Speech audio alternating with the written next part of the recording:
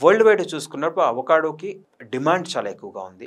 And ఇక్కడ మనం ఇండియాలో చూసినప్పుడు ఎక్కువగా మనం గ్రీన్ స్కిన్ అవకాడోసే చూస్తుంటాం. కానీ ఇంపోర్టెడ్ అవకాడోస్ అన్నీ కూడా డార్క్ బ్లాక్ కలర్‌లో ఉంటాం. లేదా డార్క్ గ్రీన్ కలర్‌లో ఉంటాం.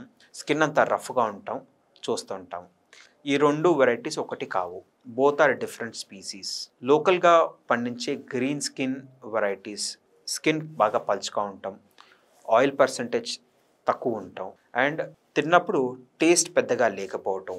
ఇవన్నీ ఫ్యాక్టర్స్ వల్ల మనకి మార్కెట్‌లో ఈ గ్రీన్ స్కిన్ వెరైటీస్‌కి లేదా లోకల్ వెరైటీస్‌కి డిమాండ్ అనేది లేదు. అదే మనం ఇంపోర్టెడ్ వెరైటీస్ తీసుకున్నప్పుడు రఫ్ స్కిన్‌గా ఉంటాము. షెల్ఫ్ లైఫ్ ఎక్కువ ఉంటాం. ట్రాన్స్‌పోర్టేషన్ ఈజీగా అవ్వటము.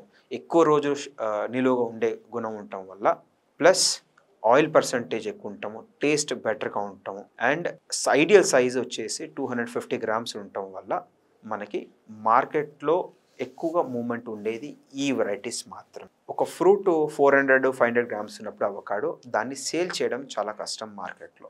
రైతులు ముఖ్యంగా ఈ 2 డిఫరెన్సెస్ చూసుకొని వెరైటీ సెలెక్షన్ చేసుకోవడం చాలా మంచిది.